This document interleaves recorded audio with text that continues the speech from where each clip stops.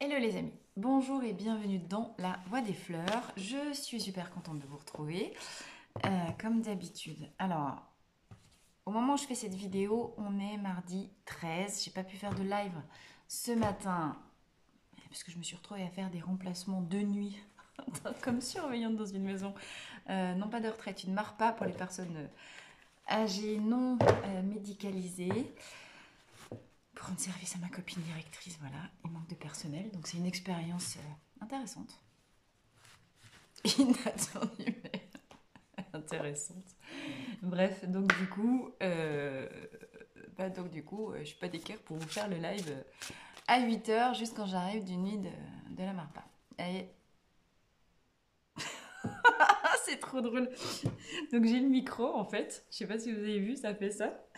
Et j'ai le chat qui est passé sous le fauteuil et qui tire sur le fil. Du coup, je me rends compte que c'est pas branché. Vous voyez pourquoi j'ai pas fait de live quand je vous dis que je suis décalquée? Presque, je me dis bon, il faudrait... Là, j'ai tatou, puis j'ai recommencé la vidéo, c'est enregistré. Hein. Mais il manquerait un truc drôle. Donc, je recommence. Ça fait 3 minutes que je parle pour rien. Hop. Voilà, ça y est, ça marche. vous avez vu mon chat? Il me montre que j'avais pas branché mon micro. Il est extraordinaire, ce chat-là. Bien, alors... Marie, concentre-toi. On a eu un message, vous avez été très nombreux à commenter la dernière vidéo sur le rapport à l'argent, je vous en remercie infiniment. On a eu les infos qui étaient descendues sur le réveil des grandes mères originelles des prêtresses d'Isis. Alors, vous m'avez demandé, plusieurs parmi vous, des informations sur ces prêtresses d'Isis. Il n'y a pas énormément de choses sur le net. Je suppose que vous avez, pour certaines d'entre vous, vous êtes allé fouiller, vous êtes allé regarder si vous trouviez des trucs et tout. Vous avez sûrement trouvé des tas de choses sur Horus, le faucon, Isis, Osiris, tout ce que vous voulez. Les grandes prêtresses, la famille, les prêtresses d'Isis, il y a beaucoup moins de choses, ça c'est sûr. J'hésite, je sais pas, déjà, je suis pas experte, alors je voudrais pas dire des bêtises. Je suis tombée 2-3 fois par hasard sur des publications et sur des articles qui étaient très bien faits et qui parlaient de ces femmes qui étaient vouées au temple d'Isis depuis leur plus jeune âge, hein, depuis 2, 3, 4, 5 ans, et qui étaient initiées par des prêtres hommes au mystère de la sexualité sacrée en fait. Okay, et donc, elles avaient comme mission... Elle connaissait le cœur, j'allais dire le corps, mais le cœur aussi. Elle connaissait les mystères de l'univers. Elle connaissait l'alchimie sacrée. Elle connaissait la fusion des complémentarités du yin, du yang et de la kundalini. Elle maîtrisait les mystères de la kundalini. La kundalini, c'est quoi? C'est les deux serpents énergétiques enroulés dans notre bassin, mais qui, lorsqu'il s'éveille, remonte le long de notre colonne vertébrale, le long de nos chakras, éveille l'intégralité de nos chakras, fusionne et nous permettent d'accéder évidemment à un soi beaucoup plus élevé, beaucoup plus énergétique. La Kundalini, c'est l'énergie sexuelle, mais c'est d'abord l'énergie de vie qui peut être bien ou mal utilisée, mais qui, lorsqu'elle est... Alors, on joue avec le feu. Il y a vachement de petits malins, voilà, il y a tout un tas de trucs, le tantrisme, le machin, réveil de la Kundalini, bla bla bla bla. Ok, on se raconte des montagnes d'histoires par rapport à ça. Mais il faut comprendre que c'est pas... Si ça a été caché pendant si longtemps, c'est que l'éveil de la Kundalini correspond à un éveil de la conscience particulier. Et c'est un petit peu les gamins au 14 juillet qui veulent jouer avec des pétards et qui se font péter les pétards dans les mains, d'accord? Il peut y avoir des conséquences beaucoup plus graves que ce qu'on peut imaginer si on joue avec le feu. Hein, j'aime jouer avec le feu, mais j'aime pas me brûler. Eh ben, joue pas, Titi, si tu veux pas te faire péter ta grenade au nez. Il faut comprendre que le mystère de la Kundalini, le mystère de l'énergie sacralisée, c'est ce qui nous conduit au sacré. c'est la voie du sacré en soi.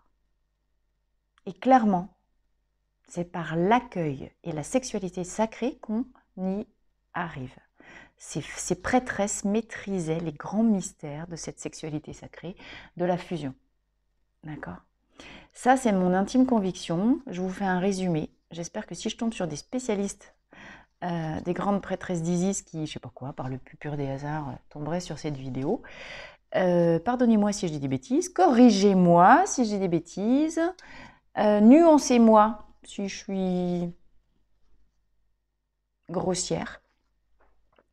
En tout cas, c'est ça que je ressens fondamentalement à l'intérieur de mon ventre. Et mettez-moi en commentaire si ça vibre pour vous, si encore une fois ça vient réveiller quelque chose. Je dirais que ça, que ces mots-là, parce que je ne veux pas m'aventurer sur un autre terrain qui est un petit peu glissant. Je constate, j'observe le réveil de la Kundalini partout. Je constate que le Covid, j'aime pas dire la Covid, je trouve ça moche. Ben, le Covid, bon, le confinement, a remis à l'équilibre 2000 ans de excès de yang, de judéo-christianisme. Il ne faut pas oublier qu'avant, justement, dans les époques néolithiques, dans les époques beaucoup plus anciennes encore, on était dans de la domination yin. Donc c'est ça qui est très drôle, c'est que on est fin énervé, les nanas. Arrêtez, t'as toutes les femelles, les féministes, là, ouais, bon mec, pouvoir féminin, machin. Et cocotte, t'es en train de vouloir t'énerver sur le pouvoir du féminin alors que tu utilises des termes et des postures de yang, t'es con quoi.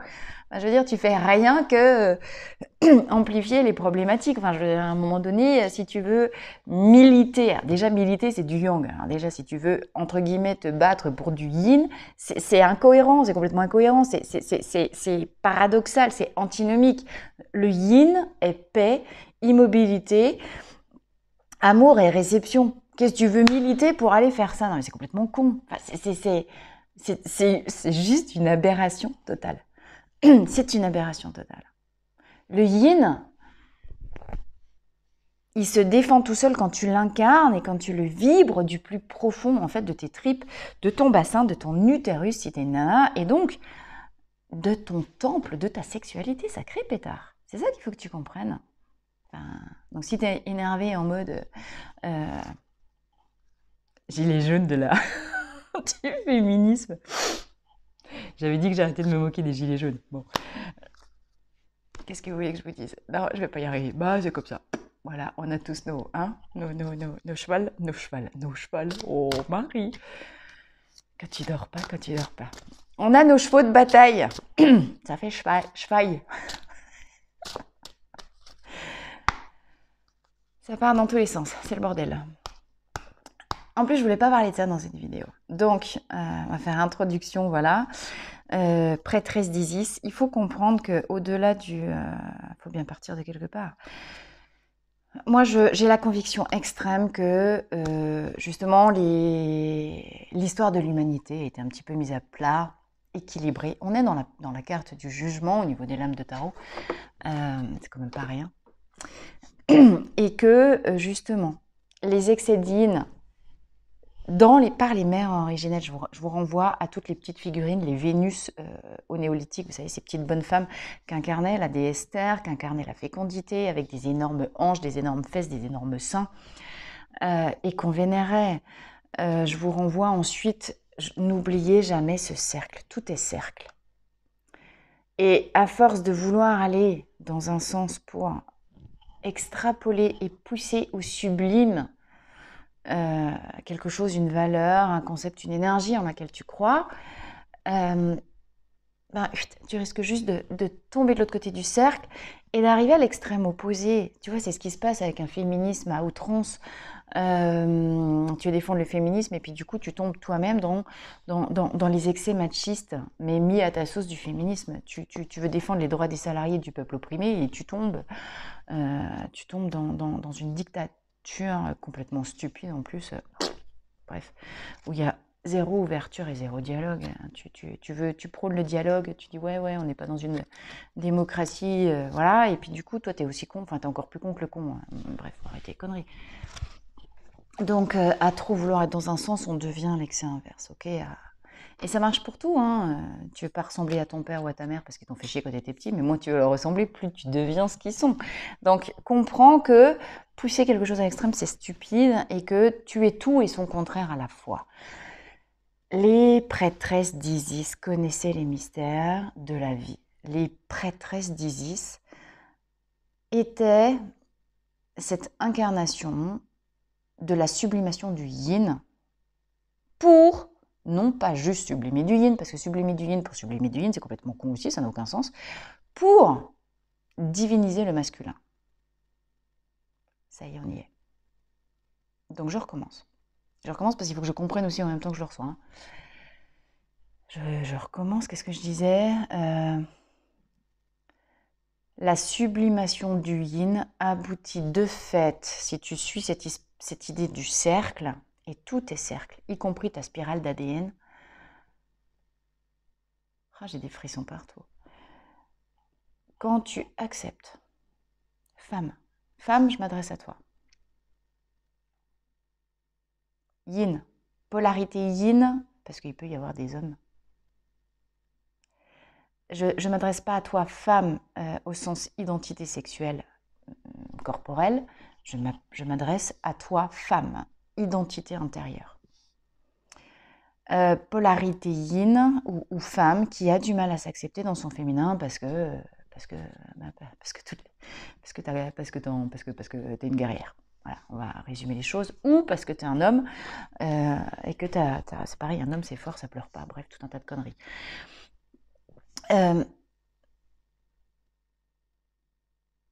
La sublimation du féminin en soi, hein.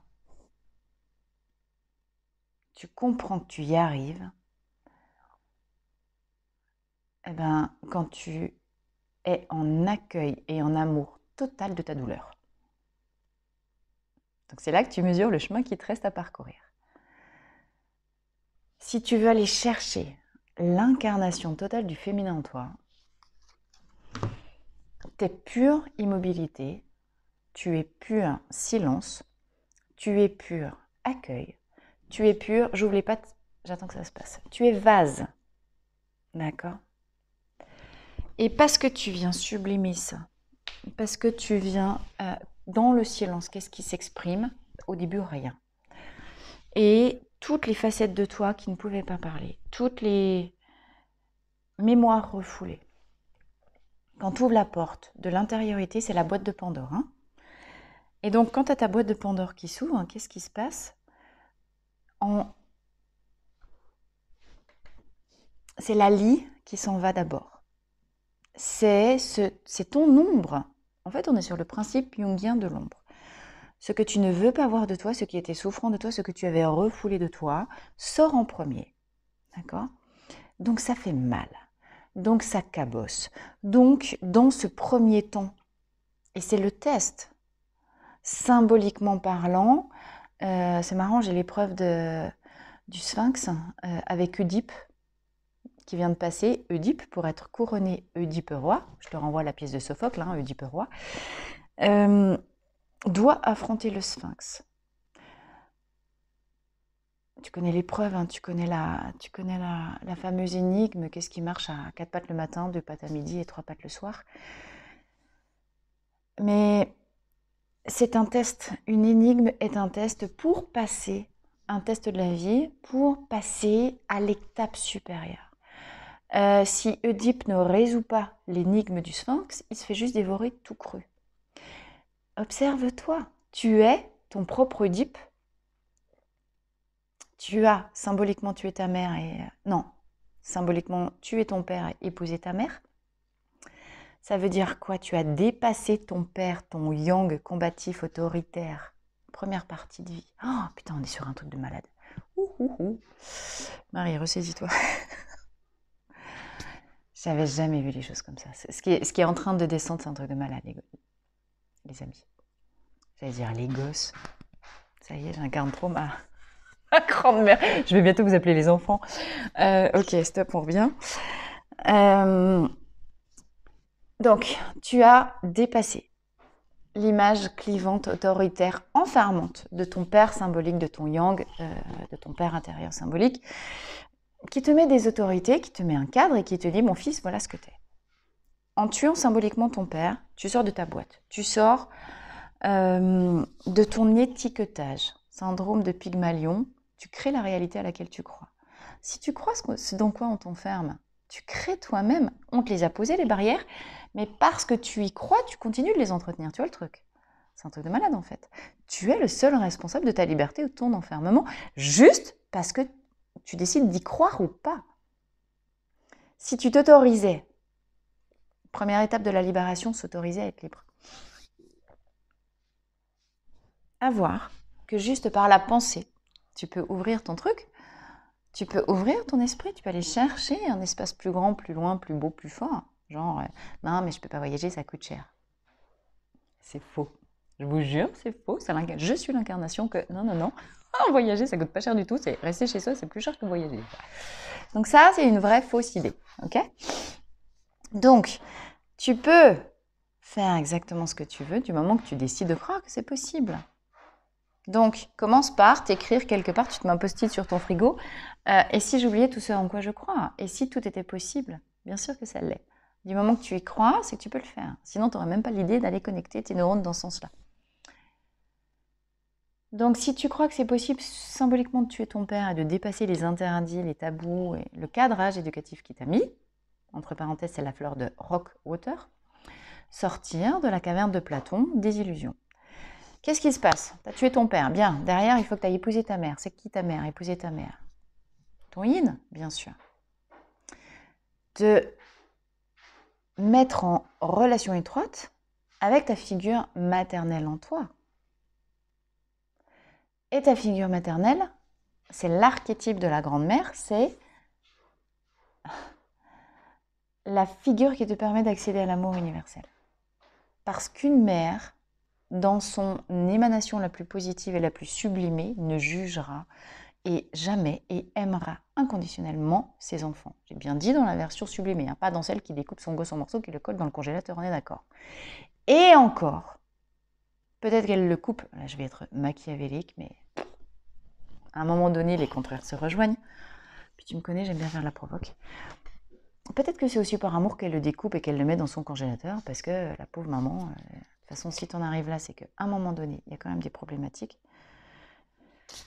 Des croyances de dingue et que c'est peut-être la meilleure façon, le meilleur service qu'elle peut rendre à son gosse. Voilà. De toute façon, une fois qu'il est mort, hein, s'il est découpé, ça ne va pas changer grand-chose pour lui. Bref. C'est cynique, hein.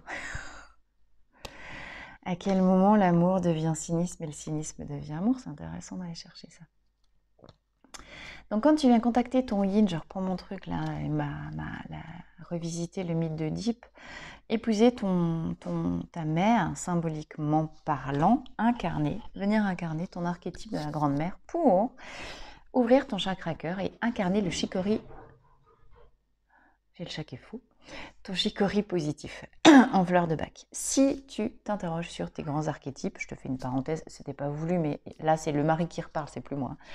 Enfin, c'est plus la canalisation.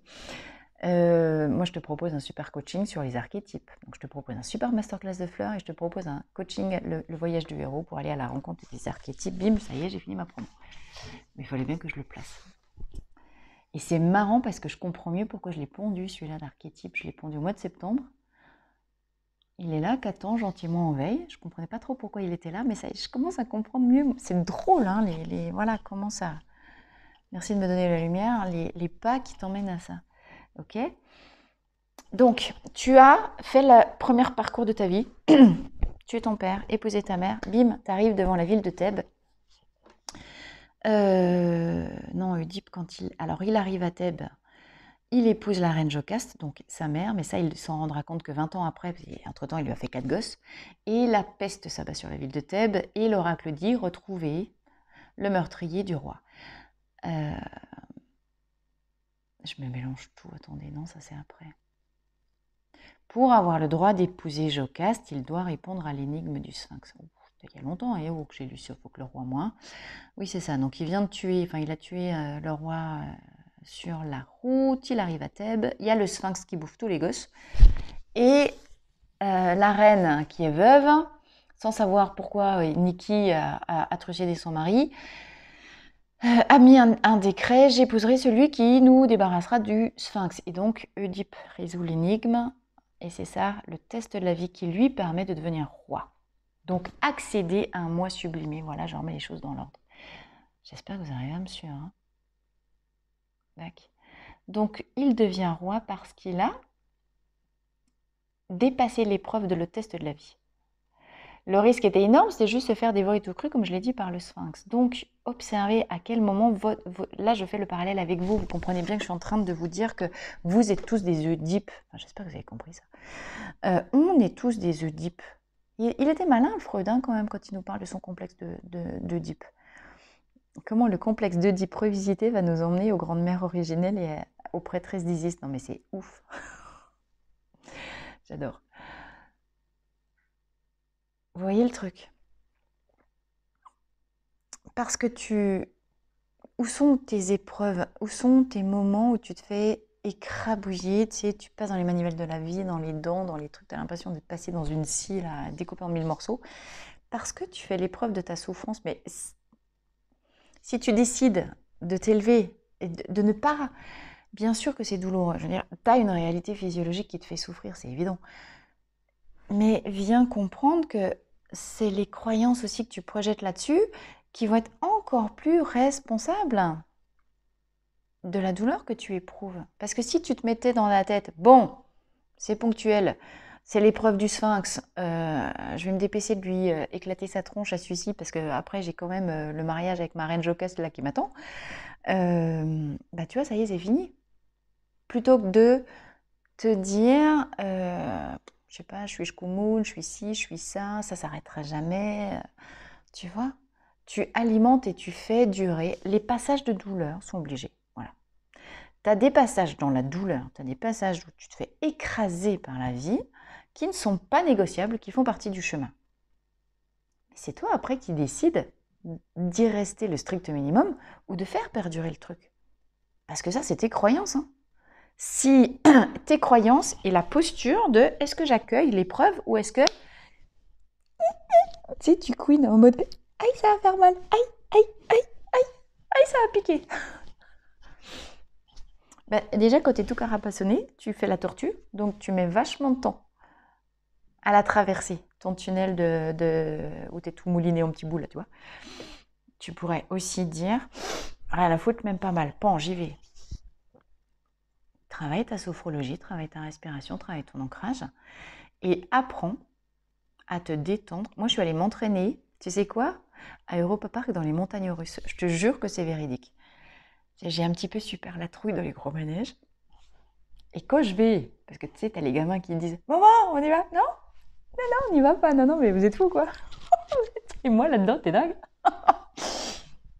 Hein? Si, maman, on y va. Et là, tu montes, tu montes. Et tu serres tout ce que tu peux. Tu sais, jamais t'as serré les, les fesses, les biceps, les machins. Tu dis, oh, ben j'en ai des muscles, finalement. Et tu serres. Et puis alors après, t'es tellement tout serré, tout contracturé, eh ben, que tu te démets une vertèbre à la fin des machins. Alors que si, va faire l'expérience, va dans une montagne russe et fais-le. Tu verras bien le truc. Que tu traverses ton épreuve en travaillant ta posture et le relâchement musculaire. Parce que tu décides, et c'est encore une fois, c'est l'enseignement de Rockwater en fleur de bac.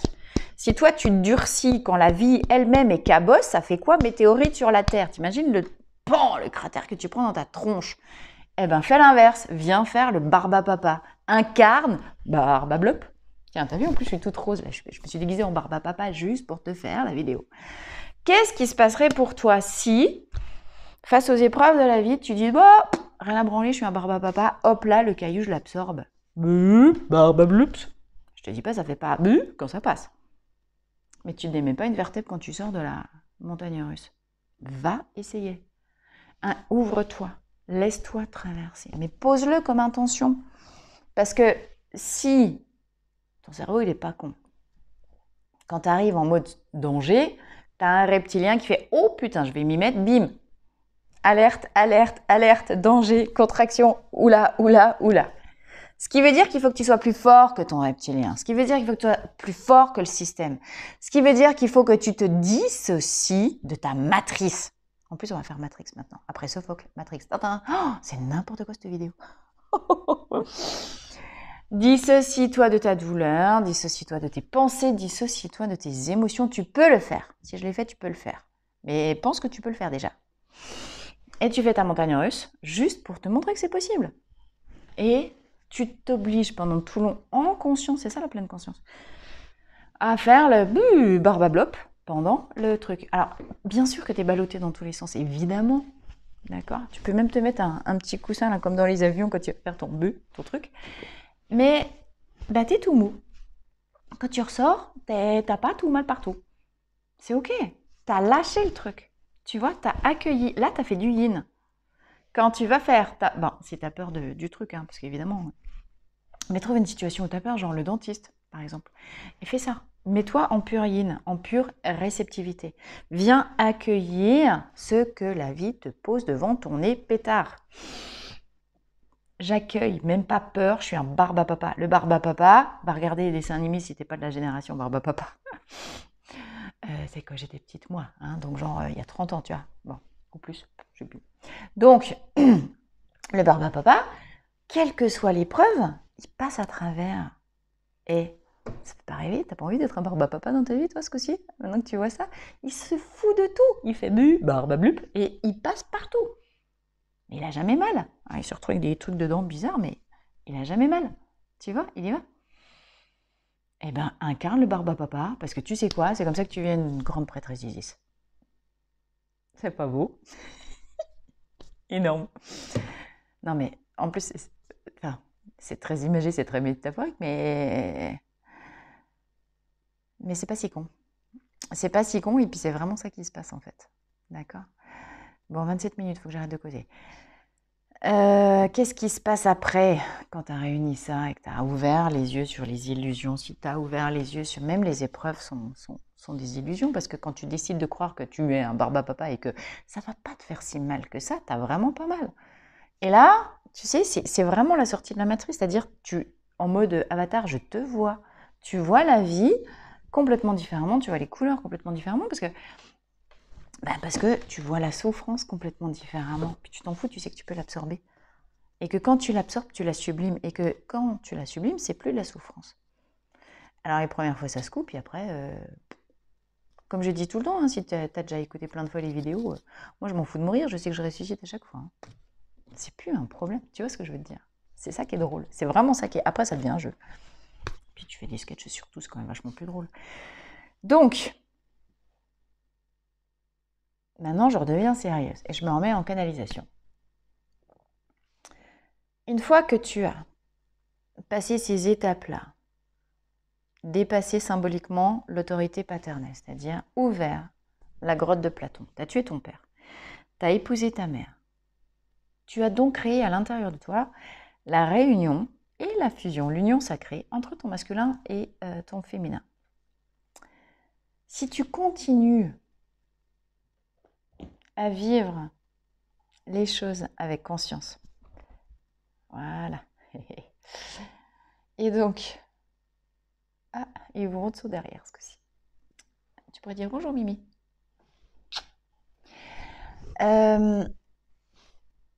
Parce que le chemin n'est pas fini, il fait que s'ouvrir.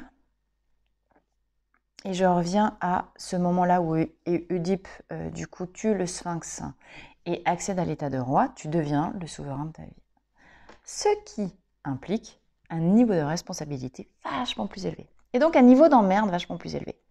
Donc, on est sur le fantasme du développement personnel parce qu'on veut s'élever, sans en payer le prix. Et après, tu dis, c'est pas rigolo, finalement, le développement personnel, je souffre plus qu'avant. Oui, mais c'est passager. Et c'est transitoire. C'est jusqu'à ce que tu aies compris. Ça y est? T'es dans le bon sens? C'est jusqu'à ce que tu aies compris que... Voilà, Lizzie. Tu dis bonjour, Lizzie. Et t'as vu le sphinx?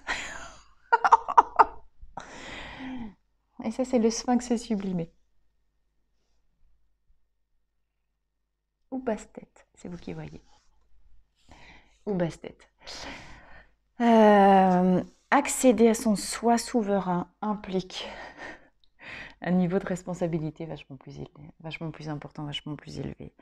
Parce que tu ne peux pas attendre que ce soit les autres qui montent à toi s'ils n'ont pas le niveau d'éveil. Par contre, toi, depuis le haut, tu peux les comprendre et tu peux les guider sur le chemin.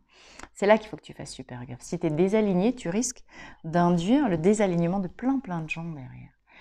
Et plus tu montes en conscience, plus tu te dois de respecter cet alignement des planètes, et donc de dépasser le jugement absolu. Le bien et le mal n'existent pas parce qu'ils coexistent les deux ensemble.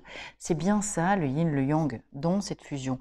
Et c'est ces mystères-là, c'est cet équilibre-là, c'est ce chemin-là, je suis persuadée, qui était maîtrisé de manière absolue par les grandes prêtresses d'Isis. Les grandes prêtresses d'Isis, elles connaissent les mystères de la nuit, elles connaissent les mystères du féminin. Isis, c'est Marie, hein, c'est pareil, hein. C'est la même vibration énergétique. C'est juste pas la même religion, c'est pas le même espace-temps et c'est pas la même culture. Mais Isis, Marie et toutes les figures de la mère originelle, quelles que soient les religions, les civilisations, c'est la même chose. C'est la même vibration, c'est la même énergie, c'est la même entité vibratoire de lumière et d'amour qui donne la vie. Tu vois, qui donne la vie. La grande responsabilité des femmes quand elles accèdent au pouvoir de leur féminin sacré, ce que faisaient les prêtresses d'Isis, c'est qu'elles ont compris qu'elles détiennent en leurs mains et surtout en leur cœur le pouvoir de diviniser le masculin. Parce que le masculin, il est déjà roi, mais il n'est pas sacré. D'accord ?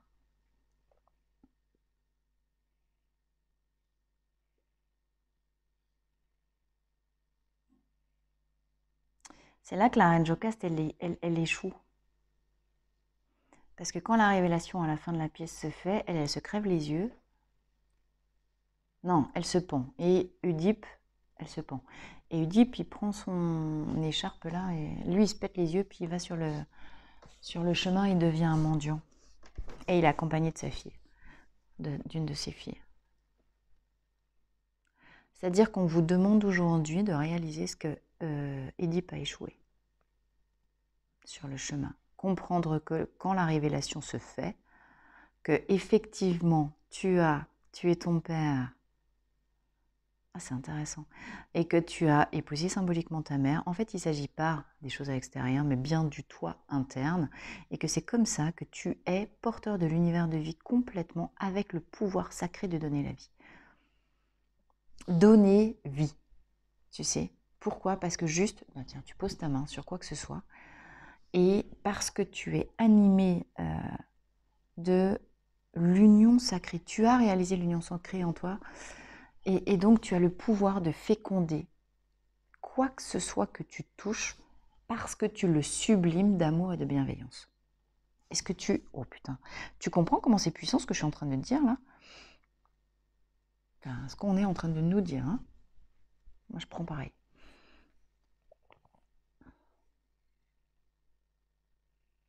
La responsabilité de malade que ça implique. Si tu n'es pas super aligné, là où tu peux donner la vie, je te rappelle que les contraires se rejoignent, tu peux donner la mort pareil, hein? Donc si tu n'es pas pleinement désintéressé et si tu n'as pas compris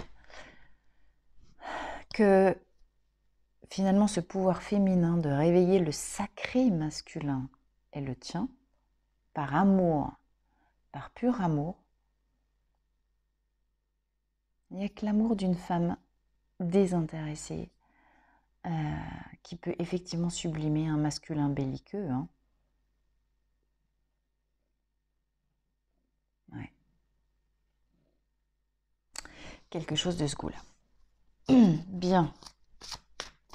Je voudrais juste tirer une petite carte en conclusion. Je ne vais pas aller plus loin parce que ça pourrait durer 10 heures là. Donc je pense que l'essentiel a été dit. Qu'est-ce que t'en penses? On a dit tout ce qu'il fallait dire? Ouais.